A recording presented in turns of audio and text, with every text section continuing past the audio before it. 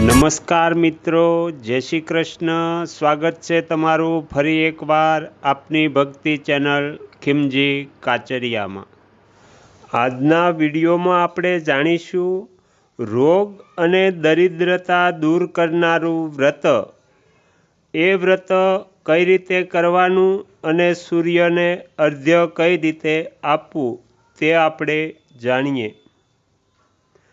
માગશર મહિનામાં સૂર્ય પૂજાનું ખૂબ જ મહત્ત્વ છે.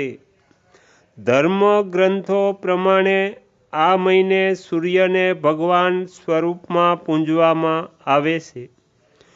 ગુરુવારે સાતમ તિથિ હોવાથી વહેલી સવારે સૂર્ય પૂજા કરવાનું વિધાન છે.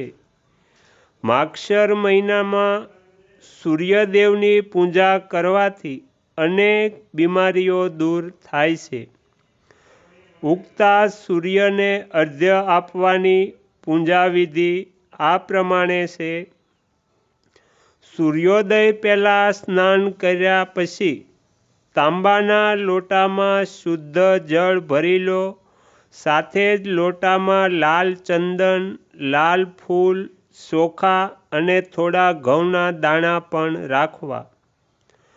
ઓમ ધૃણી સૂર્યાય નમઃ આ મંત્ર બોલવો અને ઉગતા સૂર્યને આ લોટા દ્વારા જળ અર્પણ કરવું.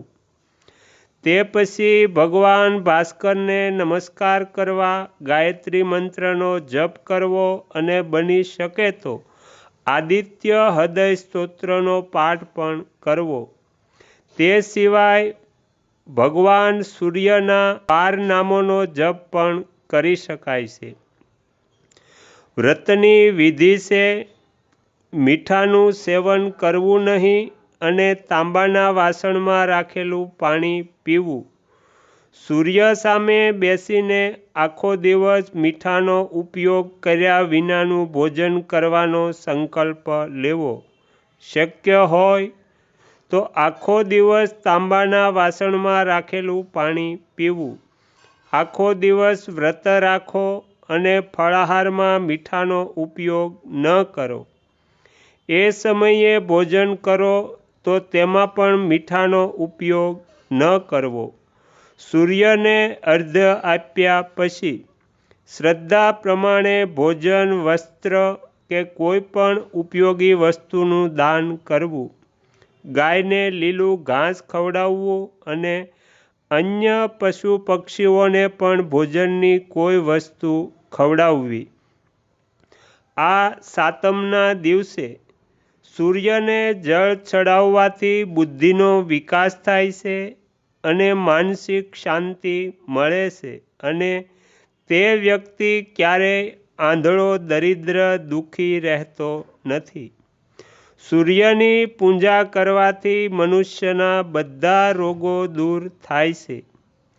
ભાનુ સાતમના દિવસે દાન કરવાથી પુણ્ય વધે છે અને લક્ષ્મીજી પણ પ્રસન્ન થાય છે. પૂર્ણ શ્રદ્ધા અને વિશ્વાસ સાથે આ વ્રત કરવાથી પિતા અને પુત્રમાં પણ પ્રેમ વધે છે. આ દિવસે જરૂરિયાત પ્રમાણે ગરીબ અને બ્રાહ્મણોને દાન આપવું જોઈએ. આગળના વિડીયો જોવા માટે આ ચેનલને સબસ્ક્રાઈબ કરો અને જો આ વિડીયો પસંદ આવ્યો હોય તો લાઈક કરો.